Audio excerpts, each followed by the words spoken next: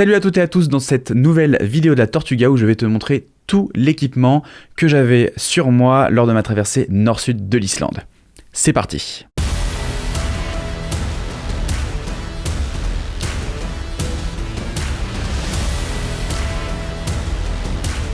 Non, c'est trop... Ah, j'aime pas du tout ce gars, allez Mathis! Tous les jours je me dis, Mathis, abandonne. Oh putain, de l'eau.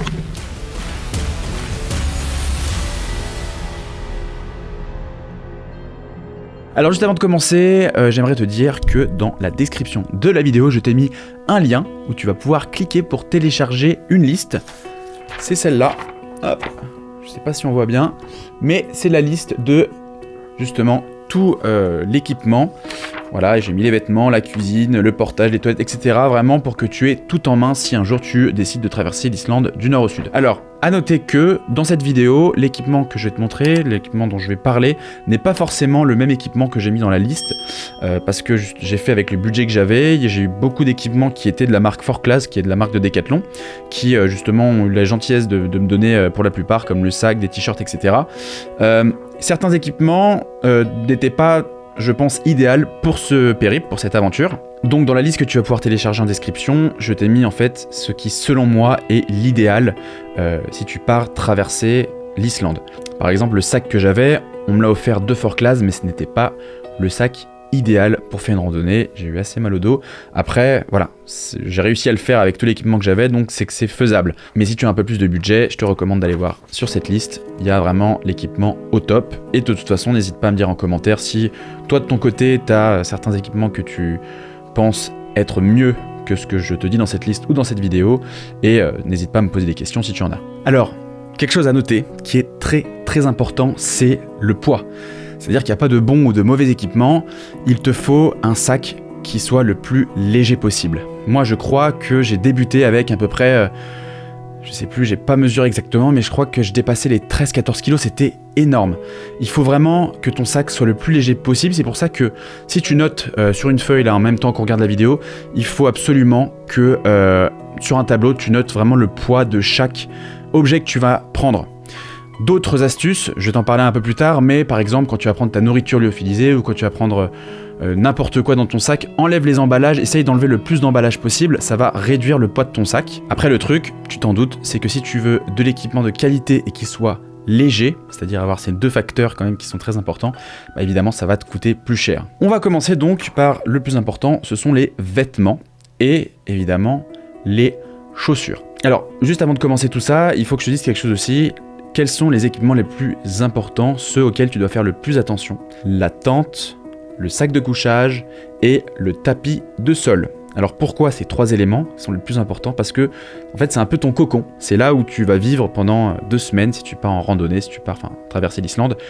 C'est quelque chose que il faut pas lésigner là-dessus. Alors pour commencer donc les vêtements. Et premier élément des vêtements, ce sont les chaussures. Voilà les chaussures avec lesquelles j'ai voyagé pendant 2 semaines. Elles sont mortes maintenant, mais elles ont vraiment tenu la route. Ce sont des 4Class, ce sont des Trek 900 de la marque 4Class. C'est eux qui me l'ont envoyé. Ce qui est cool, c'est qu'elles sont waterproof, elles résistent à l'eau, elles sont assez dures, donc ce qui fait que ça te maintient la cheville. Et surtout elles sont montantes, donc pareil ça te maintient bien la cheville. Alors j'ai été ravi de ces chaussures. Alors pourquoi? Parce que je n'ai pas eu d'ampoule quasiment. À noter qu'il faut bien essayer ces chaussures avant de partir, hein. Tu prends pas des chaussures neuves et tu te casses pas avec des chaussures neuves comme ça du jour au lendemain. Il faut vraiment qu'elles se fassent à tes pieds, surtout des chaussures dures comme ça. Pour une traversée d'Islande c'était bien. Si tu veux que ça soit sur du longue durée, je te recommande d'autres chaussures. Après je crois qu'elles coûtaient pas très cher pour des chaussures, donc vraiment si t'as pas un gros budget, 4Class, Trek 900, génial. Je suis là. Moi, ce que je vais utiliser pour mes prochaines randonnées, et j'ai hâte, ce sont des nouvelles chaussures que Tefanesso m'a envoyées. Alors, Tefanesso, c'est une marque suisse. Donc, ce sont évidemment des chaussures plus haut de gamme, des chaussures faites pour la montagne. On le voit d'ailleurs derrière, en fait, ce sont des chaussures spéciales parce que si tu as envie de mettre des crampons, par exemple si tu vas escalader un glacier, et bah elles sont faites pour. Tu as l'endroit pour attacher les crampons. C'est une qualité plus, hein. C'est suisse, faut le dire. Et si j'avais à refaire à l'Islande, je pense que évidemment je remporterais ces chaussures. J'en dis pas plus, je te mets les liens des chaussures Tefanesso dans la description de la vidéo si tu veux jeter un œil. Pour l'instant, je peux rien dire parce que je les ai pas encore essayées, mais j'ai hâte de te les montrer. Ensuite, il faut que tu prennes une deuxième paire de chaussures, mais pas vraiment des chaussures, en fait ce sont des sortes de sandales, des chaussures en fait de plage. C'est assez léger, ça pèse quasiment rien. Tu peux aller chez Forclaz, chez Decathlon, il y en a plein, c'est des chaussures bateau un peu. Et en fait, à quoi ça va servir? Déjà, ça te fait un peu des chaussons quand t'en as marre de mettre des chaussures, mais c'est surtout quand tu vas traverser des gués. Traverser les gués pieds nus, je ne te recommande pas du tout. Putain, je vais y arriver. Je ne te recommande pas de le faire. Pourquoi? Parce que c'est plein de cailloux, plein de rochers en dessous. Si tu te blesses pendant la traversée de gué et que tu te fais emporter par le courant, tu es foutu. Donc, deuxième paire, des petites sandales qui sont à mettre pour traverser les gués. C'est indispensable. Pour ce qui est des t-shirts, pas besoin d'en prendre 150 000, tu n'en prends que 2. Un t-shirt manche longue, un t-shirt manche courte. Et moi, c'est encore Forclaz en fait qui m'envoyait les t-shirts, et c'était des t-shirts en poil de mérinos. Et c'était génial. Si c'était à refaire, je les reprendrais. Alors pourquoi? Eh bien déjà, c'est pas très cher. Et en plus, c'est des t-shirts qui sont très respirants et qui ne gardent pas l'odeur de transpiration. Donc en fait, ça évacue vraiment l'odeur, mais aussi tout ce qui est la chaleur. En fait, ça va la garder, mais ça va respirer en même temps. Donc c'était génial. Autre chose que je vais préciser entre deux, c'est que ce n'est pas l'épaisseur du vêtement qui est important, ça va être le nombre de couches. Tu vas avoir beaucoup plus chaud à mettre plusieurs couches, par exemple si tu mets ton t-shirt manche courte et ton t-shirt manche longue par-dessus et un pull, que si tu mets un gros vêtement directement. Parce qu'en fait c'est l'air qui se trouve entre les différentes couches qui va chauffer et qui va te tenir chaud. Donc ça, c'est à noter. Pour ce qui est de la polaire, c'est pareil, c'était une polaire technique de chez Forclaz. Essaye de prendre la plus légère et celle qui tient le plus chaud. En tout cas, bah, moi, comme tu le sais, tu as vu dans le film, vu qu'il n'a pas fait très froid, vu que c'était un des mois les plus chauds qu'il n'ait jamais connu depuis très longtemps, j'ai eu de la chance. Mais en tout cas, en vrai, ces 2 t-shirts et une polaire qui tient bien chaud, en vrai, ça suffit. Pour ce qui est de la veste, eh bah, c'est encore du Decathlon.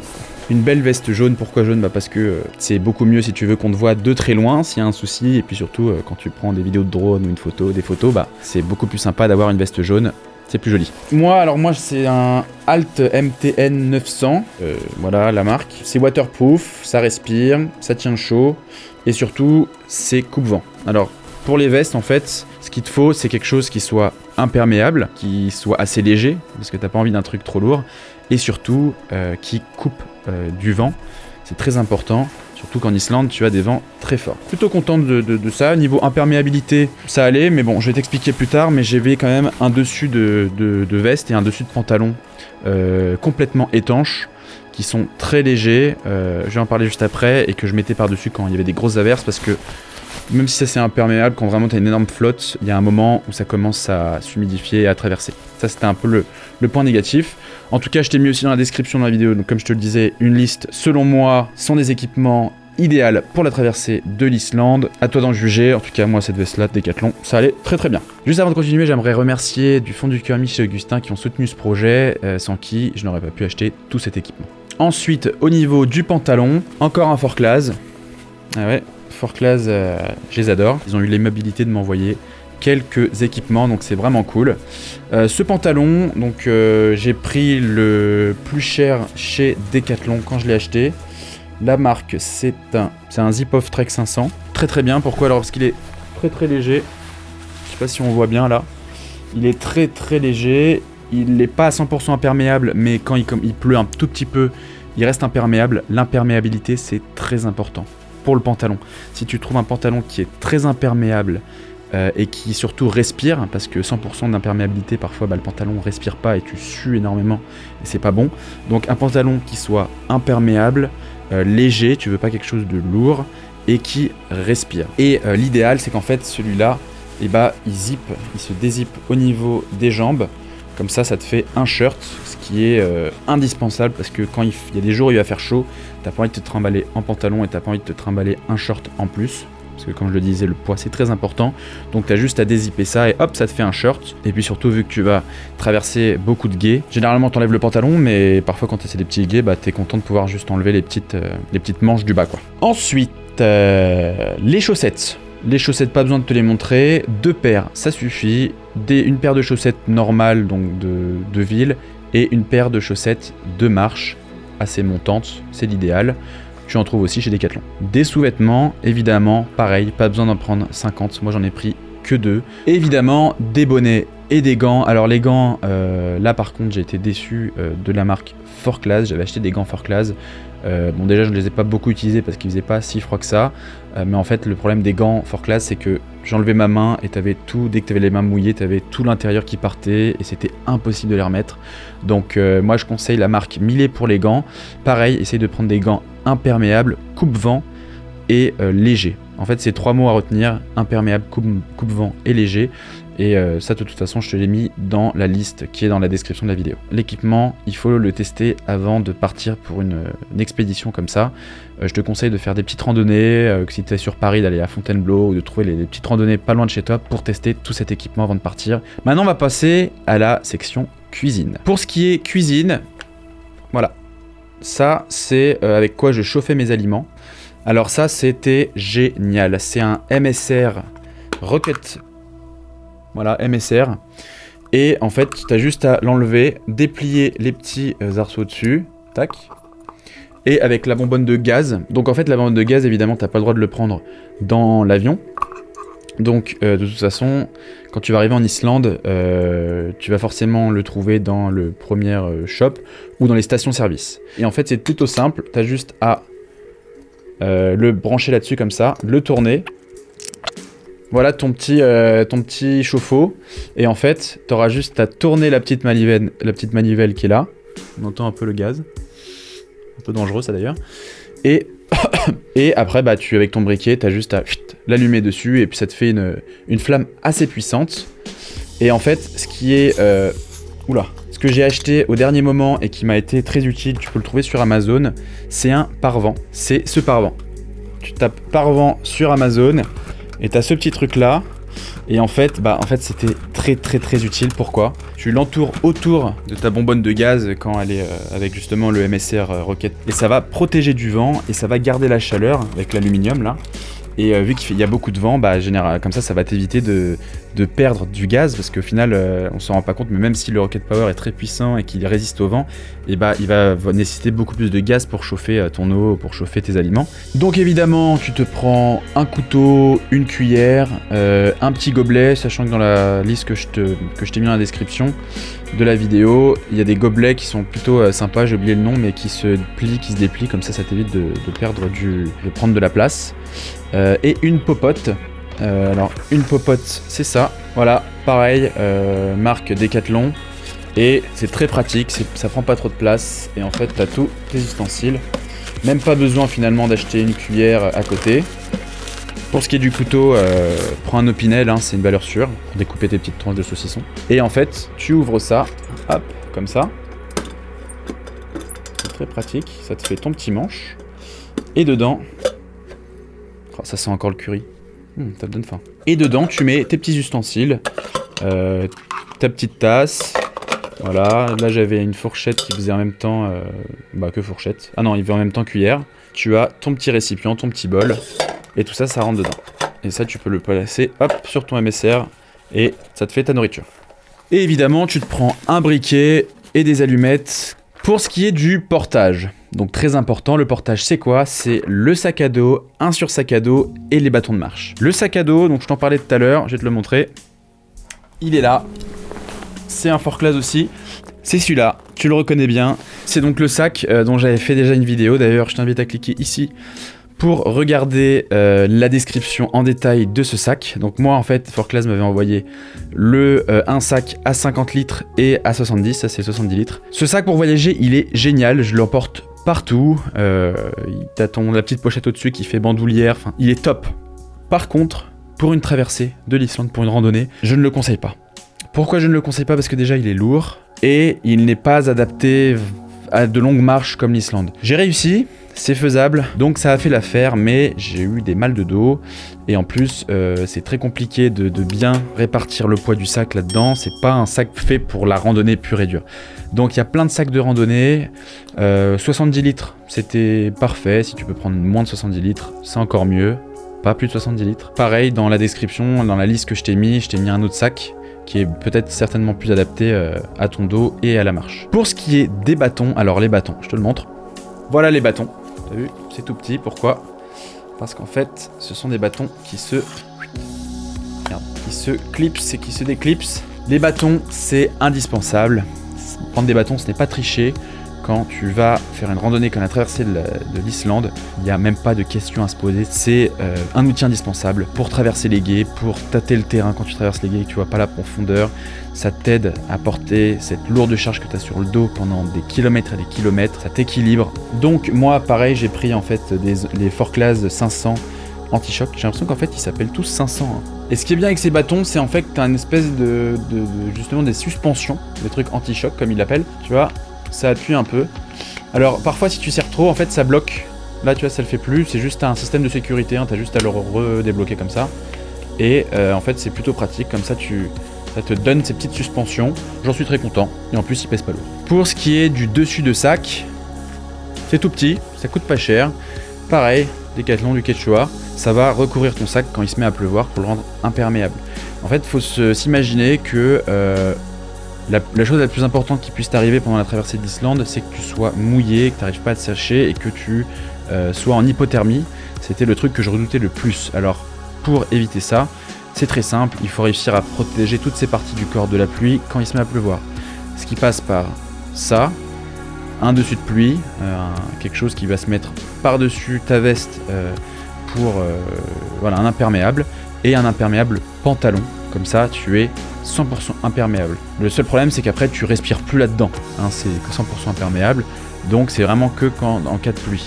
Et tu le vois dans mon film notamment, à chaque fois qu'il se mettait à pleuvoir, bah, je prenais mon temps, je me posais et j'enfilais toute ma combinaison en fait anti-pluie.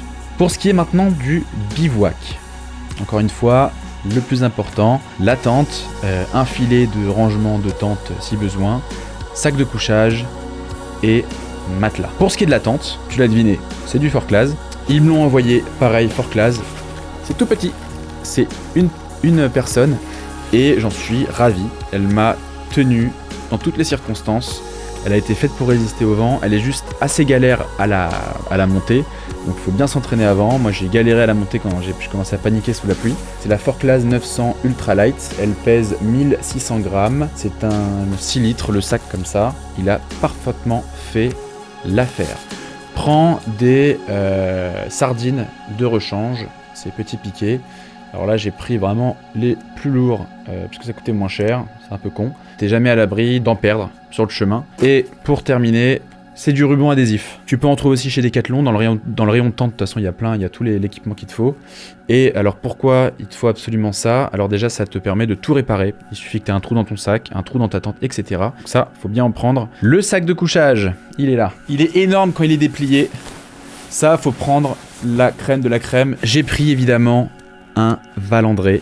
Et j'ai pris le Chill Out, il va jusqu'à moins 20 en température extrême. Le souci avec celui-là, je voulais être sûr de ne pas avoir froid. Le problème c'est que justement j'ai eu trop chaud pendant ma traversée. Donc il y a des moments où je m'étais pas rendu compte, mais j'ai sué en pleine nuit. C'est-à-dire que tu te couches, t'es bien au chaud et en fait tu te réveilles en plein milieu de la nuit en nage. Et c'est pas bien parce que t'es mouillé, donc c'est un souci. Mais sinon, globalement, franchement, il tenait très très chaud. C'est-à-dire que tu rentrais dedans en 2 secondes, enfin je dormais vraiment tout nu. Je pense que j'aurais pu limite dormir sans tente. Génial pour bien le conserver si tu l'utilises pas chez toi, ne jamais le mettre dans sa sacoche. Pour ce qui est du matelas, j'ai pris un Trang World. Normalement c'est une très bonne marque que j'ai pris. Je crois que j'ai pris un vieux modèle, par contre très déçu. Il m'a lâché au bout de 3 jours. D'ailleurs j'ai eu un commentaire à quelqu'un qui m'a dit pourquoi tu l'as flouté dans le film. Oui, je l'ai flouté dans le film parce que il m'a lâché quand j'étais en pleine dans la tempête, quand ma tante a pris un peu l'eau. Attends, moi je me cure le nez en pleine vidéo quoi. Je disais, il y a eu un gros souci. Le lendemain je me suis réveillé quand ma tante a pris l'eau. Et il y a une espèce de grosse bosse qui s'est formée, une espèce de malformation, c'était horrible, une grosse bosse. Et en fait, j'ai dormi sur du dur tout le long. Donc, ne prenez pas ce modèle, pareil, j'ai mis, donc c'est la même marque, un Trunk World, parce que oui, ils sont bons en vrai, ils sont bons, c'est une bonne marque, mais je t'ai mis ce qui est pour moi l'idéal donc dans cette liste que j'ai mis dans la description de la vidéo. Encore une fois, je vais le répéter 30 000 fois dans la vidéo, j'ai l'impression. Alors en fait, ce qu'il faut faire très attention, donc pareil, comme je disais au début, quelque chose qui soit léger, qui soit petit, mais surtout quelque chose qui ne laisse pas passer la chaleur, quelque chose qui soit vraiment isolant, parce que tu peux avoir la meilleure tente, le meilleur duvet, si ton matelas gonflable ne t'isole pas du sol, tu vas perdre toute la chaleur par le bas et tu vas avoir froid quand même. Ils font d'ailleurs maintenant des tapis très sympas là, de la toilette, hein, important. Donc pas besoin de prendre 3 millions de trucs aussi, tu prends un savon sec, un petit savon en boîte pour un peu se doucher dans les petites rivières, une brosse à dents que tu peux couper un peu pour gagner un peu de poids, tout poids est bon à prendre, du dentifrice, hein, pareil, t'es pas obligé de prendre un gros tube de dentifrice, t'en prends un petit peu, une serviette, des petites lingettes pour bébé, donc une petite lingette pour te frotter les aisselles, les parties intimes et le visage, pas la même lingette évidemment, je n'ai pas fait ça, ça te fait ta petite douche du soir et tu te sens moins sale. Un carnet de route, hein, pour écrire tout ce que t'as dans la tête, des lunettes de soleil, pareil j'en ai acheté à Decathlon, des lunettes, donc ce qui est bien, prenez pas vos Ray-Ban, prenez des lunettes qui soient adaptées justement à la marche et qui colle un peu votre visage pour justement le sable, le vent qui vous protège de tout ça en plus des rayons UV. Un mousqueton pour accrocher n'importe quoi sur son sac, hein, c'est très utile. De la corde, donc ça c'est de la corde pour tente, ça peut te servir pour tout et surtout justement pour la tente. Et un sac poubelle, tu te prends 1 ou 2 sacs poubelles dans ton sac parce qu'il ne faut rien jeter. Évidemment dans la nature, il faut que tu gardes tout sur toi, même le papier toilette. Évidemment tout ce qui est carte bancaire, argent, passeport, etc. Ça tu le mets dans un petit sac de congélation que tu fermes, ça prend pas de place et au moins ça t'évite de les tremper, de les mouiller et tu places ça quelque part dans ton sac. Une lampe Petzl,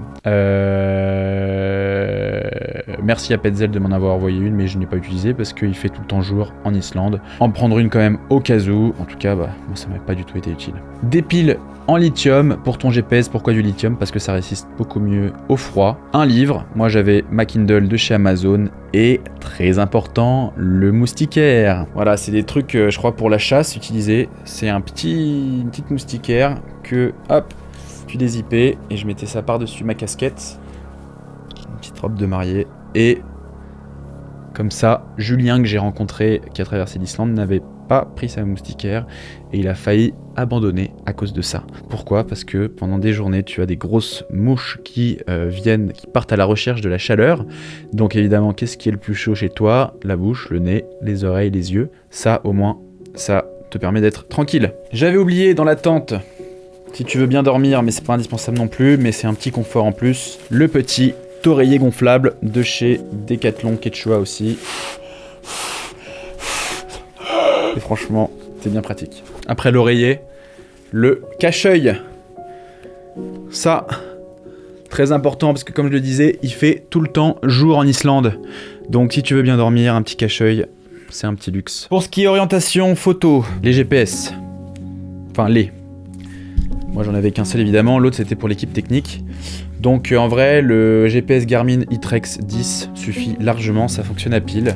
Moi j'ai opté pour la version au-dessus qui est l'iTrex 20. T'as juste à le plugin sur ton PC et tu télécharges en fait avec l'application Basecamp. Je pense que je ferai une vidéo là-dessus, à l'importer là-dedans. Après pour l'Islande, je vous avoue que j'en ai quasiment pas eu besoin parce que l'application Maps.me, je mets le lien dans la description de la vidéo, j'ai encore dit une fois. Bref, l'application Maps.me, elle fonctionne hors ligne et elle suffit largement. Puis maintenant, en plus avec la nouvelle mise à jour, on a les dénivelés. Application Maps.me, ça suffit en vrai. Mais toujours avoir un GPS, on sait jamais. Le SpotX, ça coûte cher. Mon forfait satellite te coûte cher, mais au moins ça t'évite d'acheter un téléphone satellite. Il est assez utile, surtout quand j'avais l'équipe technique en fait qui devait me suivre plus ou moins de loin. Tu as plusieurs boutons directement sur le site SpotX. Tu le paramètres et tu fais en sorte que chaque bouton fait ce que tu as envie que ça fasse. Et le truc le plus important, c'était le bouton SOS qui, j'espérais, fonctionne. Tu laisses appuyer et en fait, ça envoie un message de détresse aux autorités les plus proches. Donc moi, c'était les Rangers en Islande. Ensuite, donc, les cartes. Alors, pour ce qui est des cartes, j'ai galéré à trouver un site avec toutes les cartes d'Islande, c'est-à-dire toutes les zones. Trouver une carte de l'Islande en tout, c'est sympa, mais c'est pas assez précis. Par contre, trouver toutes les zones, j'ai galéré et j'ai trouvé. Alors, encore une fois, je te le dis, le lien pour accéder au site où il y a toutes les cartes dont tu as besoin pour traverser l'Islande. C'est dans la liste, justement. C'est dans cette liste d'équipements.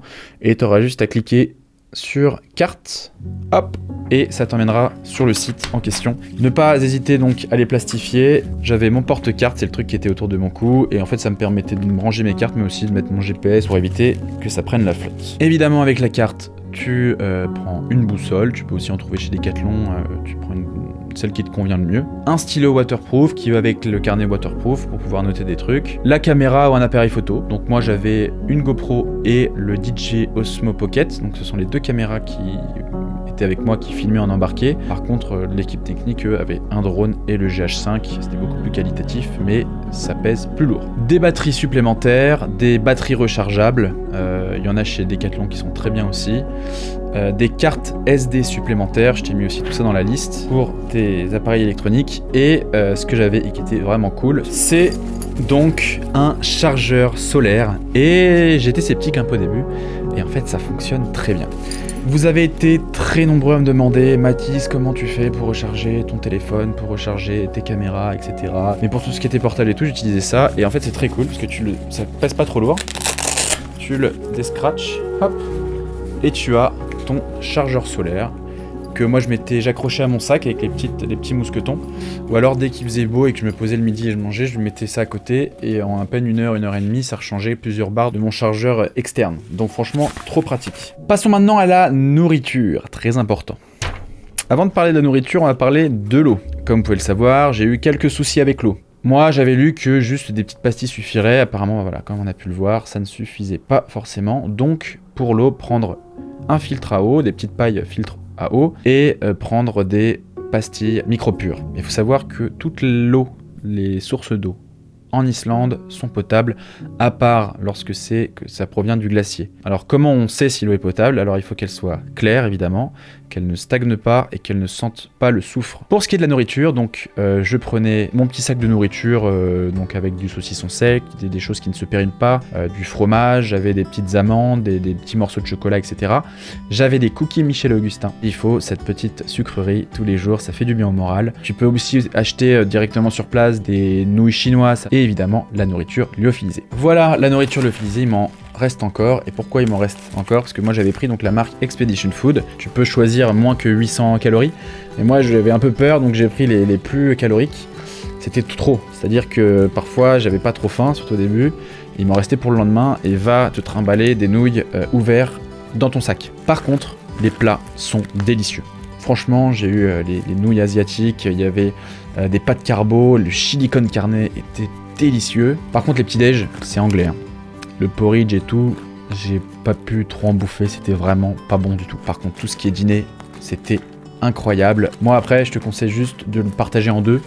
Tu l'ouvres, tu mets ça dans des sacs de congélation. Comme ça t'évite d'avoir l'emballage et ça t'évite de gâcher quand t'arrives pas à tout manger. Et maintenant, on passe à la dernière catégorie, la sécurité. Donc, une pince à épiler, une trousse de premier secours. Je te conseille de prendre vraiment ce qui est nécessaire et de mettre tout ça dans un sac de congélation, ça t'évite d'avoir le sac à côté. C'est bien aussi d'avoir des boules caisses hein, quand il y a beaucoup de vent la nuit. Et le plus important dans ta trousse de premier secours, c'est quoi?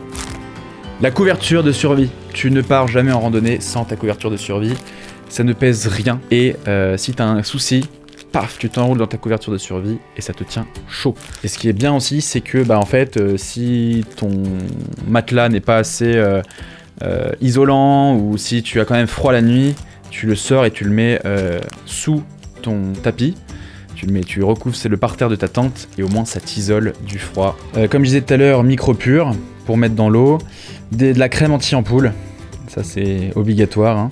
De l'acide borique, du talc et le filtre à eau. Aussi, donc ça c'est tout pour la liste en général, mais tu peux rajouter 2-3 trucs, comme moi j'avais pris des lacets en rab parce que j'avais déjà des lacets un peu usés, une petite montre à 10 balles chez Decathlon, Géonaute, et évidemment je viens de la retrouver d'ailleurs, je suis content, ma casquette Tortuga, édition collector, un peu délavée, elle a vécu, faudrait que je me refasse une nouvelle d'ailleurs. Voilà ma tortue, je crois que j'ai tout donné, j'ai tout dit, j'ai tout donné aussi hein, pour la vidéo. Voilà ma tortue, donc encore une fois je vais te le répéter, tout est dans la description de la vidéo, tu peux télécharger la liste complète de l'équipement, mais pas de l'équipement dont je t'ai parlé là, mais vraiment l'équipement qui pour moi et l'équipement idéal. Et je vais t'inviter à t'abonner à la newsletter.